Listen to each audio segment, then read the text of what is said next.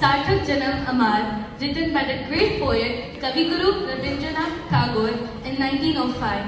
This poem means, "Blessed am I to have been born in this land," and was written when Bengal was being divided by the British.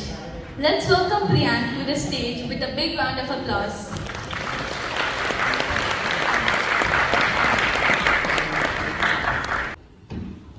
নমস্কার, আমি প্রিয়ান সরকার।